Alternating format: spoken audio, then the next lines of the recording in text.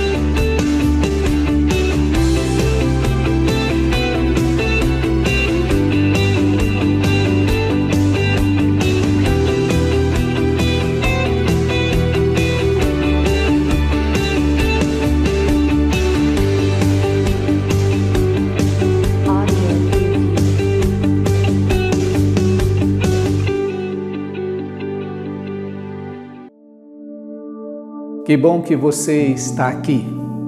Se nos encontramos é porque você compreende a importância da oração para a sua vida e para a vida da sua igreja.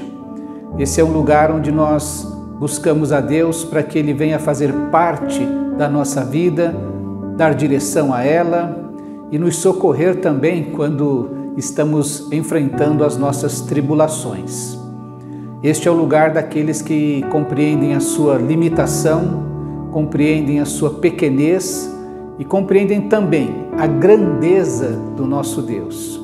Por isso é muito bom te encontrar aqui, encontrar a tua companhia para juntos buscarmos este grande Deus que vai nos ensinar e nos ajudar a enfrentar os nossos problemas. Também para podermos juntos adorá-lo, juntos elevar o nosso louvor, a nossa gratidão, a nossa certeza de que Ele é o Deus fiel, que escuta, que ouve, que atende, que tem prazer em atender as orações dos seus servos. Vamos orar então? Deus querido, muito obrigado mais uma vez por podermos nos encontrar neste lugar chamado oração, neste tempo que separamos, ó Deus, para estar na Tua presença de maneira especial, unidos como Teu corpo, na busca, ó Deus, da Tua pessoa, da Tua presença, da Tua direção, do Teu cuidado sobre a nossa vida. Ouve, ó Deus, a nossa oração, contempla, ó Deus, o coração dos Teus servos que Te buscam, desejosos, ó Deus, de estar em comunhão contigo. Que o Senhor seja presente, que Teu Espírito ministre em nossos corações e em nossas vidas a Tua vontade, ó Deus. E a nossa oração, desde já, gratos por tudo que o Senhor já tem feito e há de fazer, no nome precioso e poderoso do nosso amado Senhor e Salvador Jesus Cristo. Amém, ó Deus. A oração é muito importante. Ela é como um combustível para a alma, ela deve permear todas as áreas da nossa vida. É por isso que o apóstolo Paulo diz aos crentes de Tessalônica: orem continuamente. Isso significa que devemos orar em todo tempo, em qualquer lugar, em toda circunstância. Essa é a função da oração em nossa vida, estarmos permanentemente em contato com Deus. Nós queremos lembrar nesse momento desta agenda que também é permanente, que deve ser lembrada em todo o tempo. Orarmos pelo nosso país, orarmos pelos governantes, pelo sistema de saúde, pelas vacinas, pelos profissionais de saúde.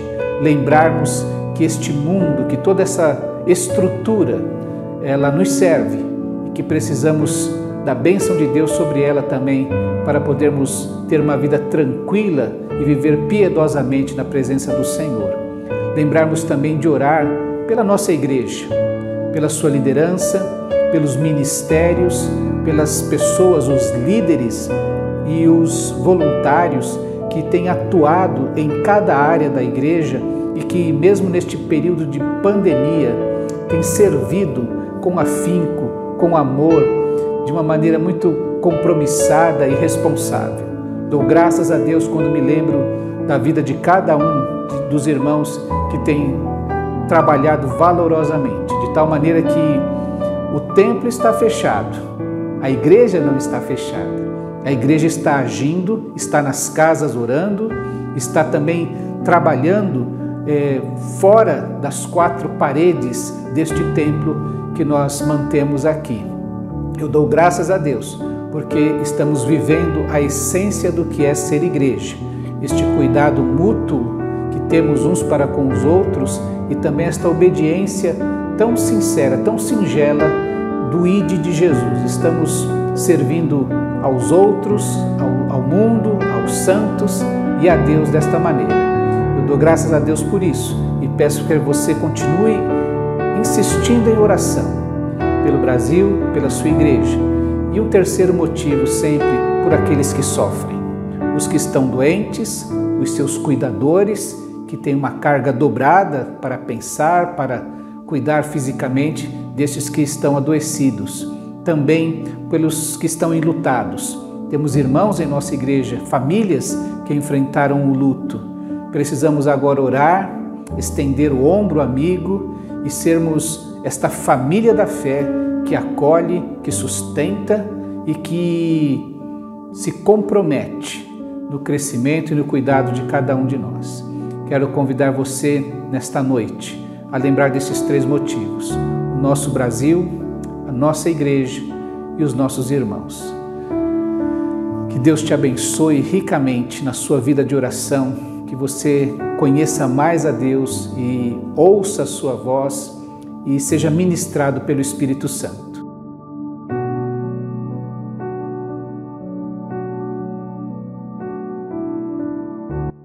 Abra sua Bíblia no livro de Atos, no capítulo 16. Nós vamos ler apenas 3 versículos. Atos é um livro que os estudiosos dizem que ele deveria ser chamado de Atos do Espírito de Cristo, através dos apóstolos. Vamos meditar durante esta semana mais um pouquinho sobre oração, esta oração da meia-noite. Lá no versículo 25 do capítulo 16 de Atos está escrito o seguinte: por volta da meia-noite, Paulo e Silas estavam orando e cantando hinos a Deus. Os outros presos os ouviam.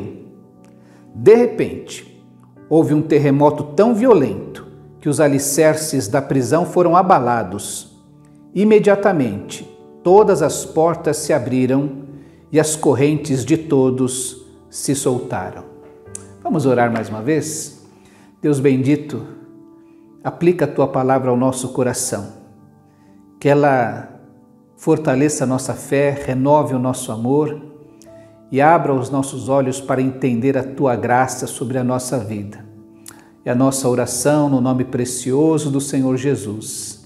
Amém.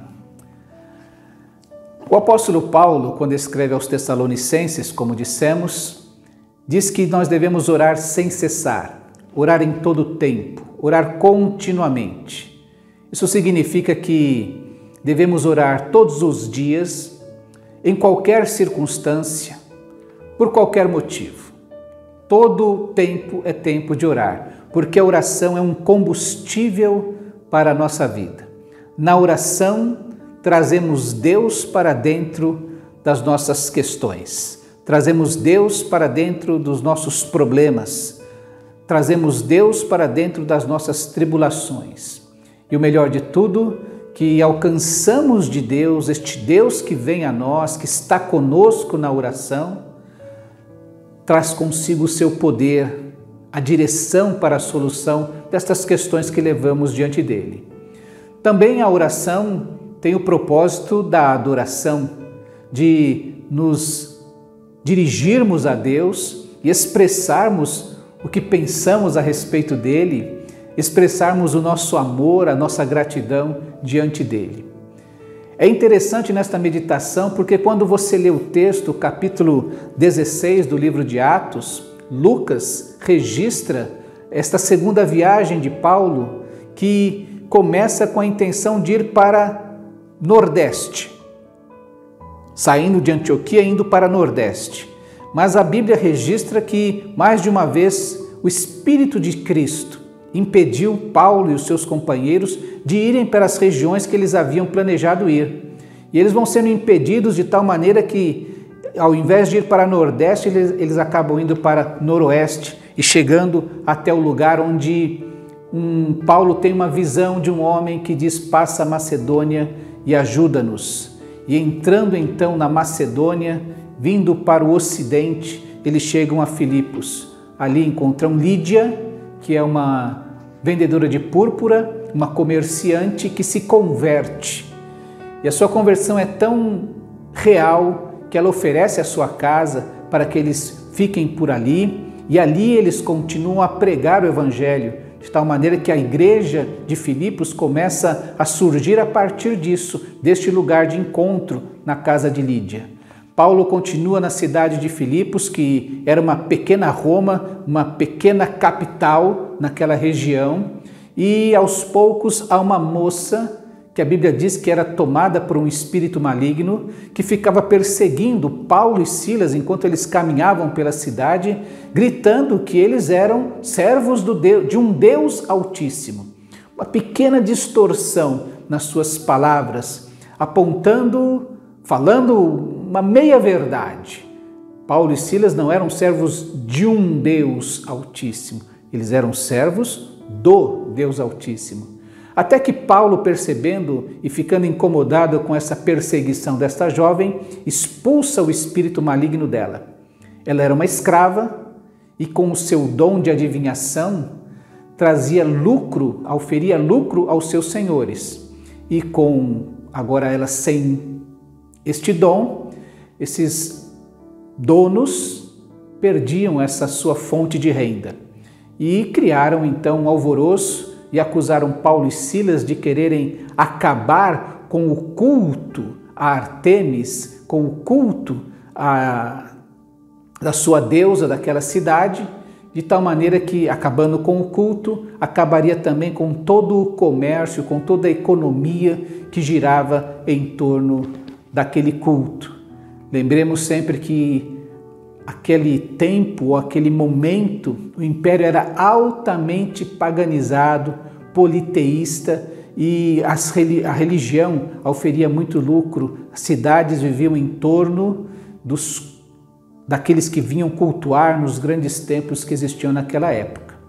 Paulo e Silas então são levados até os magistrados da cidade e, sem direito a uma defesa, são presos, severamente açoitados, como diz Lucas, e encomendados ao carcereiro, recomendando que guardasse-os com muito cuidado. E o carcereiro, então, tomando todos estes cuidados, acompanhando todas estas orientações, coloca-os no cárcere mais interno, mais profundo, no calabouço, e lá ainda prende os pés de Paulo e Silas no tronco. Poderíamos resumir esta história, então, com as grandes dificuldades que Paulo e Silas enfrentam naquele instante. Uma enorme resistência por conta da pregação do Evangelho, severamente açoitados, sem direito à defesa, presos no calabouço e com os pés no tronco. E aí a gente resume a vida dos dois como se eles não tivessem, ou que estivessem dando tudo errado. Por que Paulo e Silas, então, estão à meia-noite orando? Queria pensar com você nessa meditação um pouquinho a respeito de algumas possibilidades que a gente encontra nesse texto. Em primeiro lugar, Paulo e Silas tinham a consciência de que estavam fazendo a vontade de Deus. Paulo e Pedro, nas suas cartas, vão nos exortar que é melhor sofrer fazendo a vontade de Deus. E Paulo e Silas estavam ali, exatamente como nós costumamos dizer, no centro da vontade de Deus. Foi Deus quem os impediu de ir para um lugar e os chamou para outro lugar, para este lugar onde estão. A gente aprende que nem sempre a vontade de Deus se revela um mar de rosas. Por vezes a vontade de Deus atrai para a nossa vida algumas tribulações, algumas perseguições, exatamente por nos tornarmos servos de Deus e compromissados com a vontade de Deus. Por isso, creio que quando Paulo e Silas pararam à meia-noite e presos ali, deu tempo de finalmente descansar a mente, o coração, eles puderam meditar, puderam raciocinar, puderam pensar um pouco sobre tudo o que lhes acontecera e voltar um pouco à memória e lembrar, não, Deus nos conduziu até aqui. Esta é a vontade de Deus. Isso já traria muita paz aos seus corações. Era também preciso entender que, imagino que os dois conversando um com o outro, e agora, o que é que a gente faz? Olha em que rascada nós estamos. E talvez nessa conversa de um com o outro, com o seu companheiro, um ao outro ajudou e um ao outro disse, esforça-te, que é aquilo que o escritor de Eclesiastes diz, que é melhor serem dois, porque tem melhor paga do seu serviço, que é melhor serem dois porque se um cair, o outro pode levantá-lo. E talvez um lembre o outro assim, olha, nós temos duas opções agora, ou nós lamentamos ou nós adoramos. Das duas, uma. E talvez nessa conversa que um teve com o outro, eles chegaram à conclusão que se eles começassem a lamentar aquela situação, eles estariam exatamente contradizendo aquilo que eles sabiam que Deus os havia mandado ali. Então ele falou, nós não podemos lamentar, porque se lamentamos estamos dizendo que Deus errou, estamos dizendo que Deus não está controlando esta situação, que há um outro poder maior controlando a nossa vida, talvez essa deusa de quem eles haviam acabado de expulsar o demônio daquela moça, e por isso eles pararam para pensar. Eu imagino que temos duas opções, ou nós lamentamos ou nós adoramos a Deus, e chegaram à conclusão que não, lamentar nós não podemos porque Deus nos trouxe aqui. Nós continuamos crendo que aquele Deus que libertou aquela moça deste espírito maligno é o Deus que conduz e dirige a nossa vida. Então nós precisamos adorar a este Deus. E aí eles fazem exatamente isso. Eles vão adorar a Deus, eles vão orar a Deus, eles vão cantar hinos a Deus. Eu não sei que hino Paulo e Silas cantaram, mas eu fico imaginando nas suas orações, eles pedindo a Deus, Senhor, liberta-nos. Senhor, o Senhor nos trouxe até aqui para pregarmos o Teu Evangelho. Concede-nos, ó Deus, a liberdade, a libertação e a liberdade de podermos fazer isto. E no primeiro instante, talvez eles pensassem assim, que só pudessem pregar o Evangelho se estivessem soltos daquele tronco e daquele lugar. Você vai se lembrar que Paulo, escrevendo depois para esta igreja de Filipos, preso em outra ocasião, já em Roma, anos à frente, vai falar para ela, olha, eu estou preso, mas a palavra de Cristo não está presa. Todos da guarda pretoriana, e nessa segunda prisão de Paulo, ele está preso com guardas que ficavam junto dele 24 horas por dia. Ele pregou o Evangelho para estes homens. Talvez ele tenha aprendido nesta ocasião exatamente isto. Eu não preciso estar fora deste lugar para falar do Evangelho. E talvez estas coisas vão passando pela mente de Paulo e Silas, e então eles começam a orar, pedindo a libertação. Ele pede isso quando escreve aos Filipenses no futuro, mas orando ali, Senhor, dá-nos a libertação e a liberdade de pregar o Evangelho. E de repente eles perceberam que poderiam pregar o Evangelho ali mesmo, naquele momento, naquela situação. Eles começam a cantar hinos a Deus. Algumas traduções dizem que eles começaram a cantar louvores a Deus. Que coisa tremenda. E o mais impressionante, os outros presos, os companheiros de prisão, os ouviam. Que coisa tremenda, não é? O que as pessoas e os presos devem ter ficado calados, devem ter ficado em silêncio para poder ouvir a voz de Paulo e Silas e entender aquela mensagem que eles cantavam. O Evangelho sendo pregado, o Evangelho sendo vivido por aqueles dois homens que, mesmo açoitados, mesmo injustiçados, mesmo limitados em sua condição, mesmo machucados, louvam ao Deus eterno.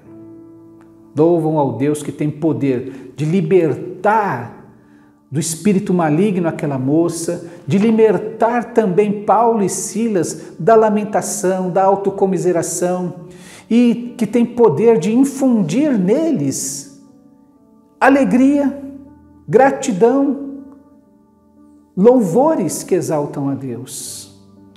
A palavra de Deus diz que Deus agiu.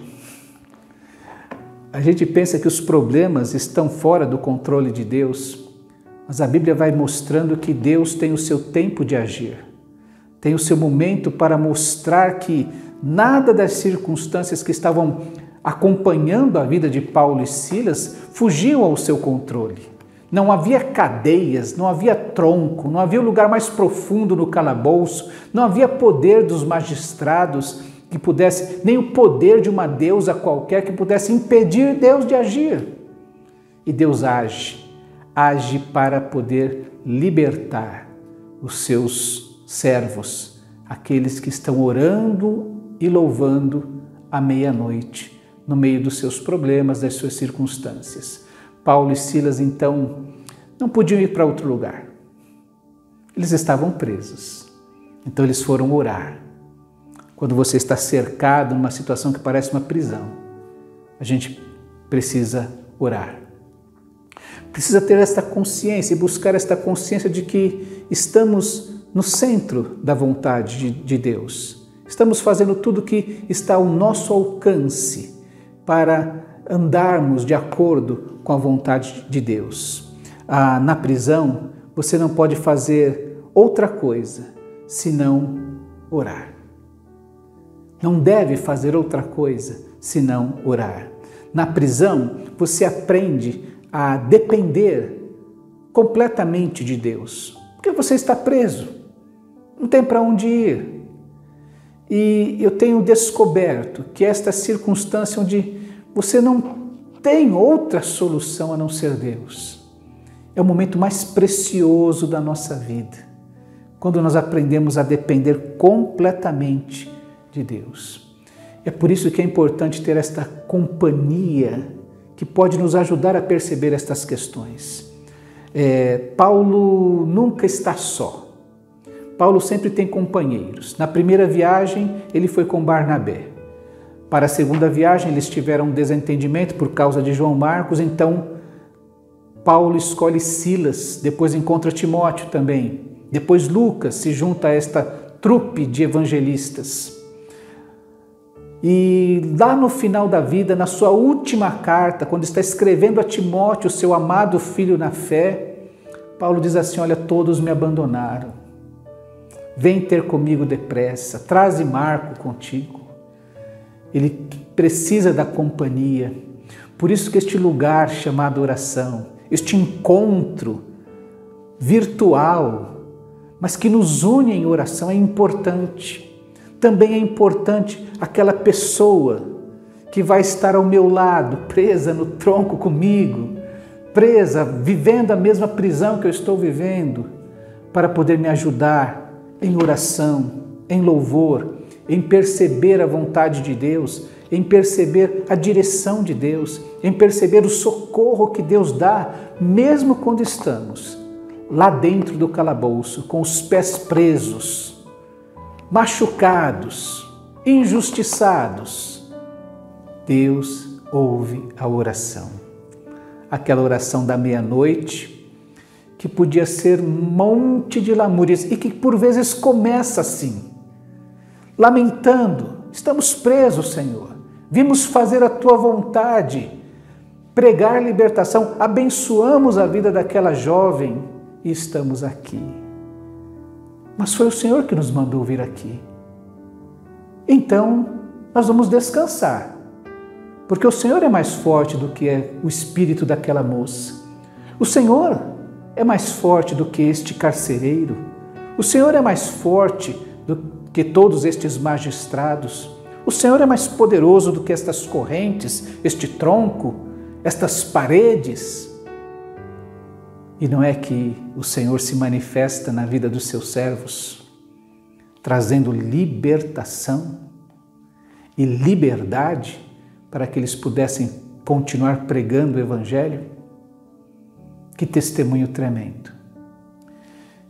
Você e eu somos hoje desafiados, neste momento em que estamos, por vezes, no sentido presos, limitados, machucados, injustiçados, a cantar um hino, a orar, para que outros nos ouçam, para outros que estão machucados, injustiçados, limitados, presos, às vezes nessa situação de lamento, de tristeza, de falta de esperança, possam ouvir o nosso testemunho, possam ouvir o que nós falamos e possam ser abençoados também com a libertação que o Senhor traz para a nossa vida. As circunstâncias não podem mais dominar nem dirigir os meus sentimentos. Quem dirige é o Senhor. E quando isso acontece, houve libertação. Eu quero orar por você, para que você também, no meio da sua prisão, da sua luta, encontre aquele hino que exalta a Deus no meio da prisão. E que a sua oração seja transformada e saia do lamento para a adoração.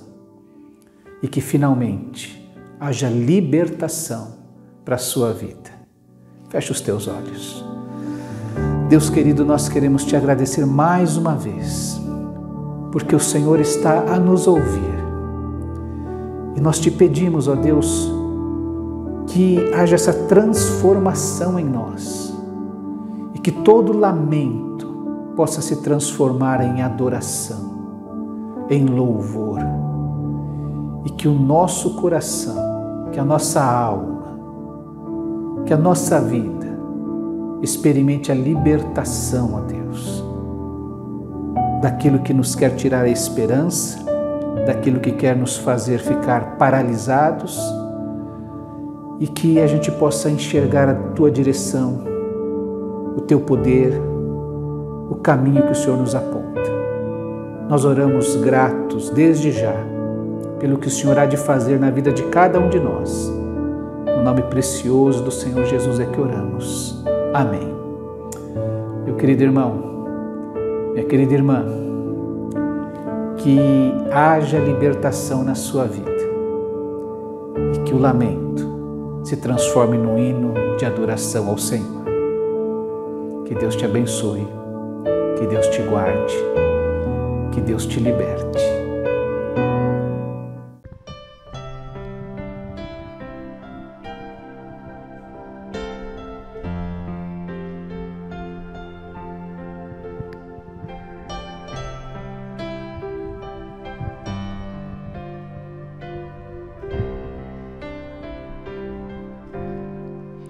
Nessa noite feliz, neste santo lugar, eu marquei um encontro com Deus.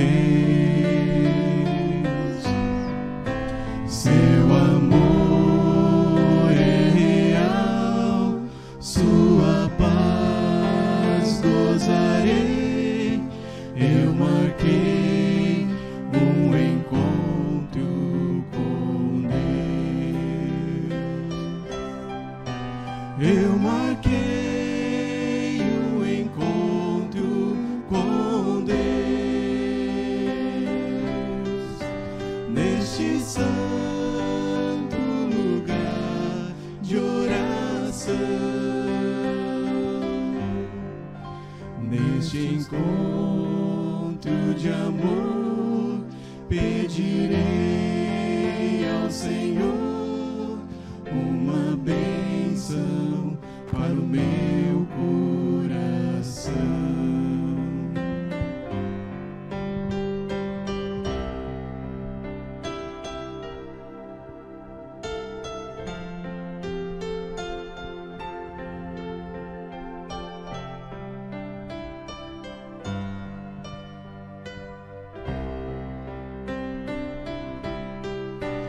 Eu marquei o encontro com Deus neste santo lugar de oração, neste encontro de amor,